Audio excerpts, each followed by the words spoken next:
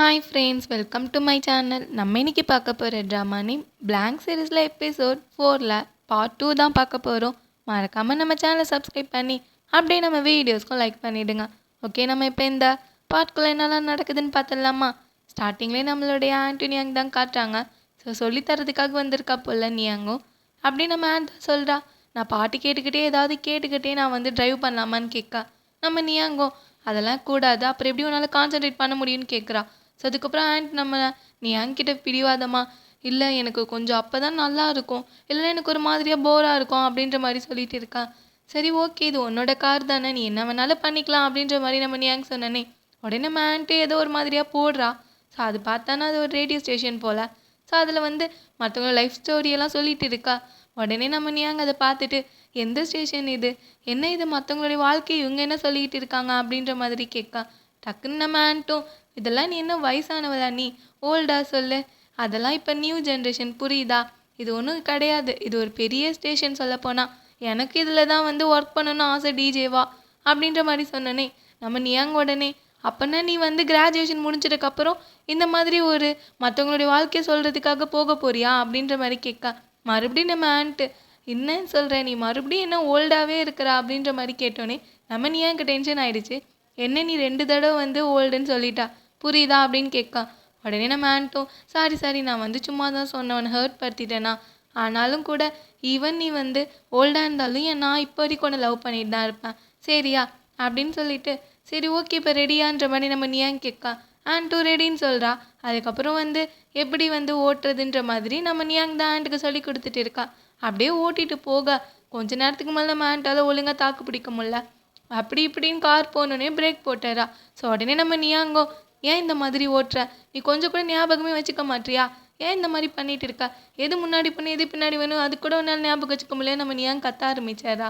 அதுக்கப்புறம் ஆண்ட் பார்த்துட்டு, நான் இப்போ தானே ஃபர்ஸ்ட் டைம் ட்ரைவ் பண்ணுறேன், எனக்கு அந்த அளவுக்குலாம் தெரியாது, நான் மிஸ்டேக் பண்ண தான் செய்வேன், அதுக்காக ஏன் நீ இந்த மாதிரி கத்திட்டு இருக்குன்ற மாதிரி நம்ம ஆண்ட் சொன்னனே. நியாங்கோ, இல்லை ஆனாலும் வந்து நான்லாம் ஃபர்ஸ்ட் டே ஓட்டுறப்பெல்லாம் இந்த மாதிரிலாம் பண்ணலையே, நானும் நல்லா தான் பண்ணேன், அதெல்லாம் வந்தது கஷ்டமாலாம் கிடையாதுன்ற மாதிரி நம்ம நியாங் இன்னும் டென்ஷனில் சொல்லிட்டு இருக்கான். ஆண்டுக்கு அதுக்கு மேலே கோவம் வந்துருச்சு. ஓ அப்படியா, நான் ஒன்ன அளவுக்கு ஒன்றும் நல்லவெல்லாம் பண்ண மாட்டேன், ஸோ நல்லாவே பண்ண மாட்டேன் எந்த விஷயமும், சரியா பரவாயில்ல இருக்கட்டும் அப்படின்னு சொல்லிட்டு டக்குன்னு இறங்கி கிளம்பிடுறா. நம்ம நியாங்குக்கு என்ன பண்ணுறதுன்னு தெரியாமல் ஆண்ட் எங்கே போகிறேன்னு கேட்டுகிட்டே இருக்கா. அவமான்னு போயிட்டு இருக்கா. ஸோ அப்புறம் வெளியே வந்து நின்று, ஆண்ட் நான் வந்து 10 அது 3 தடவை எண்ணுவேன், அதுக்காட்டி நீ வரல நான் போயிடுவேன்ற மாதிரி நம்ம நியாங் சொல்ல, ஆண்ட் அதெல்லாம் கண்டுக்கவே இல்லை. டக்குன்னு நம்ம நியாங் வந்து காரோட டயரில் இடிக்கிறா. காலை இடிச்சோடனே அவளுக்கு கால் வலி தாங்கவே முடியல. அதுக்கப்புறம் 1 2 3 என்ன அவளும் வர மாதிரி தெரிலன்னு சொல்லிட்டு, சரி ஓகே நானே வரேன்னு சொல்லிட்டு நம்ம நியாங்க காருக்குள்ளே போயிட்டு அப்படியே ஓட்டிட்டு வரா. கெஞ்சிட்டே வரா. ஆண்ட் நில்லு நில்லுன்ற மாதிரி கெஞ்சிட்டே வரா. இது ஆல்ரெடி நம்ம வீடியோவில் டப் பண்ணி போட்டிருப்போம். ஸோ அதாவது நம்ம சேனலில் இந்த சீனை மட்டும் டப் பண்ணி போட்டிருப்போம். பார்க்காதவங்க நான் டிஸ்கிரிப்ஷனில் லிங்க் கொடுக்குறேன், போய் பாருங்கள். ஓகேவா, இந்த சீன் மட்டும்தான். சரி ஓகே, நம்ம இப்போ போயிடலாம். ஸோ நம்ம நியாங்க கெஞ்சிட்டே வர, ஆண்ட் நில் எங்கே போகிற நீ அப்படின்னு கேட்டுகிட்டே இருக்கா. வா காருக்குள்ளே வான்ற மாதிரி நம்ம நியாங் சொல்ல, ஆண்ட் அதெல்லாம் முடியாதுன்ற மாதிரி சொல்லிடுவா.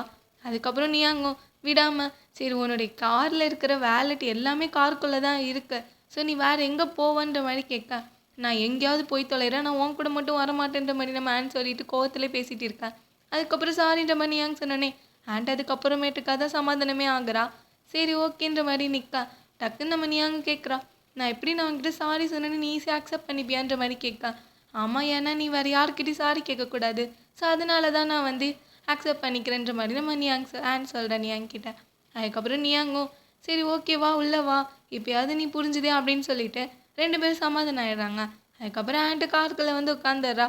ஒரு வழியாக இப்படி இவங்க 2 பேரும் போக, அப்புறம் வீட்டில் தான் காட்டுறாங்க, எல்லாம் உட்காந்து சாப்பிட்டுட்டு இருக்கா. நம்ம பாட்டி தான் சொல்கிறாங்க நியாங்கிட்ட, இந்த அளவுக்கா நீ வந்து நடந்து போயிருப்போம், கால் நகம் பேக்கிற அளவுக்கு அப்படின்ற மாதிரி சொல்ல, நியாங்கோ ஆமாம் நான் கல்லில் தடிக்கு விழுந்துட்டுன்ற மாதிரி சொல்கிறா. உடனே சேட்டும், நீ அந்த அளவுக்குலாம் ஒழுங்காக நடக்காமல் இருக்க மாட்டியே, நல்லா தானே நடப்பேன்ற மாதிரி சொல்ல, நம்ம நியாங்க ஒரு மாதிரியாக பார்த்துருக்க. டக்குன்னு நியாங்கோ, இங்கே பார், அடுத்த தடவை ஒழுங்காக நடந்து போ, அப்போ தான் வந்து இந்த மாதிரி கல்லுலலாம் விழுவ மாட்டேன்னு கிண்டல் பண்ணிவிட. பாட்டி உடனே, இந்த மாதிரிலாம் அவகிட்ட ஏன் ரூடாக பேசுகிறப்பெல்லாம் பேசக்கூடாதுன்னு சொன்னேனே, நீ அங்கே பரவாயில்ல இருக்கட்டும், ஆனியும் கரெக்டாக தானே சொல்கிறான்ற மாதிரி சொல்ல, பாட்டியும் நீ எந்த அளவுக்கு அவ கூட வந்து ரொம்ப அன்பாக இருக்கன்ற மாதிரி சொல்கிறாங்க. இதுக்கப்புறம் சரி தான், நம்ம மேன் கிட்ட கேட்குறேன், உன்னுடைய காலேஜ்லாம் எப்படி போகுது, எனக்கு ரொம்ப ஆச்சரியமாக இருக்குது, ஏன்னா இது வரைக்கும் உனக்கு யாரும் பிடிக்கல அப்படின்றத நினச்சி, உனக்கு அப்படி ஏதாவது பாய் ஃப்ரெண்ட் இருந்தாங்க அப்படின்னா கண்டிப்பாக நீ ஃபஸ்ட்டு என்கிட்ட சொல்லு, அதுக்கப்புறம் நான் வந்து நம்ம அதை பற்றி பேசலாம் அப்படின்ற மாதிரி சொல்ல, சரின்ற மாதிரி நம்ம ஆன்ட்டு சொல்கிறா. அதுக்கப்புறம் செட்டும், அதாவது டாம் பாய்லாம் இருக்கக்கூடாதுன்னு சொன்னோடனே பாட்டி உடனே அந்த மாதிரிலாம் பண்ணக்கூடாதுன்னு சொல்கிறாங்க. அதெல்லாம் ஒன்றும் கிடையாது, அவ ஒன்றும் டாம் பாய்லாம் இல்லை, யூஏ தான் சொல்கிறான். ஸோ உடனே நம்ம செட்டும், இல்லை இந்த காலத்து பீப்புளெலாம் ஏன் இப்படி இருக்காங்க, சேம் ஜெண்டர் லைக் பண்ணுறதுலாம் ட்ரெண்டாக போயிட்டு இருக்கு. அதாவது நீ முன்னாடி கேர்ள்ஸ் ஸ்கூலில் படிக்கிறப்ப அந்த அளவுக்கு கேர்ள்ஸை பிடிச்சிருக்கு நீ சொல்லவே இல்லை, கரெக்ட் தானே நியாங்கன்ற மாதிரி செட் நம்ம நியாங் பார்த்து கேட்க, நியாங்கோ அதுதான் அவங்களுடைய ரைட்ஸை பொறுத்து இருக்கு.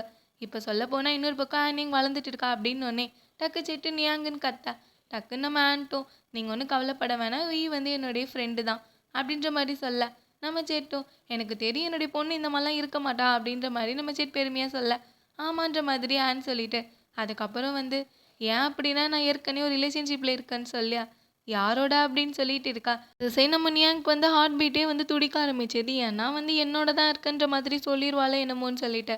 அதுக்கப்புறம் பார்த்தா ட்விஸ்ட்டு கொடுக்குற மாதிரி ஃபோல்க்குன்ற மாதிரி சொல்லிடுறேன் நம்ம ஆண்ட். நம்ம நியாங்கே ஆச்சரியமாக போகுது, செட்டு உடனே ஃபோல்கான்ற மாதிரி கேட்கா, அப்போனா நீயும் ஃபோல்க்கும் வந்து பாய் ஃப்ரெண்டான்ற மாதிரி கேட்கா, ஆமான்ற மாதிரி சொல்லிடுறேன் நம்ம ஆண்ட்டும்.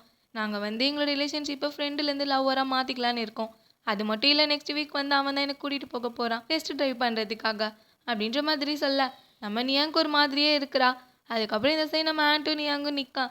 நம்ம நியாங் தான் சொல்கிற ஆண்ட் கிட்ட, நீ அந்த மாதிரி சொன்ன, இப்போ எதுக்கு இந்த விஷயத்தில் வந்து ஃபோல்க்கு இழுத்தா, இது தப்புன்ற மாதிரி சொல்ல, ஆண்ட் உடனே அப்புறம் நீ ரொம்ப கவலைப்படுறது தானே, நான் சும்மா அப்போதைக்கு அந்த ப்ராப்ளம் சால்வ் பண்ணுறதுக்காக சொன்னேன் அப்படின்னோடனே நம்ம நியாங்கோ, ஆனால் நீ இந்த மாதிரி சொல்லியிருக்கக்கூடாது, ஃபோல்க்கோட ஃபீலிங்கில் நீ விளாண்டுட்டு இருக்கா அப்படின்ற மாதிரி கேட்க, ஆண்ட்டும் அதாவது அவனுக்கு ஏற்கனவே நான் சொல்லிட்டேன் இந்த மாதிரி பண்ண சொல்லி, அவனும் ஒத்துக்கிட்டான்ற மாதிரி சொல்ல, அப்புறம் ஆண்ட் தான் சொல்கிறா, கண்டிப்பாக ஒரு சைடு வந்து ஒரு நாள் எங்கள் பாட்டியும் அப்பாவும் கேட்பாங்க, ஆச்சரியப்படுவாங்க எனக்கே வந்து பாய் ஃப்ரெண்டே இல்லைன்னு சொல்லி.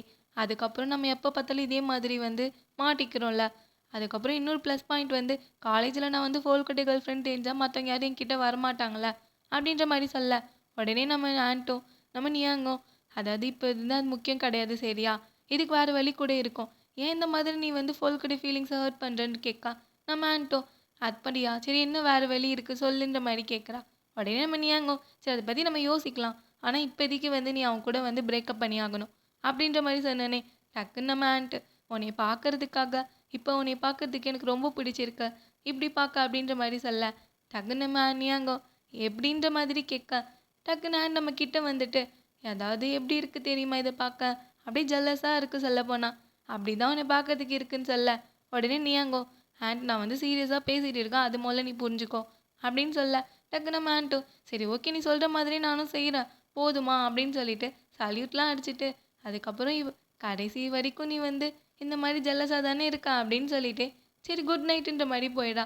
ஏன்னா டக்கு நம்ம நியாங்க திரும்பினால அப்படின்னு சரி நம்ம நியாங்க தான் காட்டுறாங்க, அவள் பெட்டில் படுத்திருக்கா, அவளுக்கு சுத்தமாக தூக்கமே வரல போல், நல்லா திரும்பி திரும்பி படுத்துட்டு யோசிச்சுட்டு இருக்கா. அதாவது அவங்க பாட்டி வந்து இந்த மாதிரி டாம் பாயெல்லாம் லவ் பண்ணக்கூடாதுன்னு சொல்லியிருப்பாங்க. அதுக்கப்புறம் வந்து செட்டு அந்த மாதிரிலாம் சொல்லியிருப்பான் இல்லையா. அப்புறம் நம்ம வேனோடைய அவளுடைய கேலரியில் வேனோட ஃப்ரெண்ட்ஸ்லாம் பேசினது, அதுக்கப்புறம் நம்ம ஆண்ட் கூட 2 தடவை நியாங்க வந்து ஓல்டுன்னு சொன்னது. ஸோ இது எல்லாத்தையுமே யோசிச்சு பார்த்துட்டு அவளாவே படுத்திருக்கான். டக்குன்னு ஃபோன் எடுத்து யாருக்கோ வந்து மெசேஜ் பண்ணுறா, அதாவது நாளைக்கு ஃப்ரீயாக இருந்தால் என்னுடைய பேலஸில் மீட் பண்ணலாம் அப்படின்ற மாதிரி போட்டு விடா.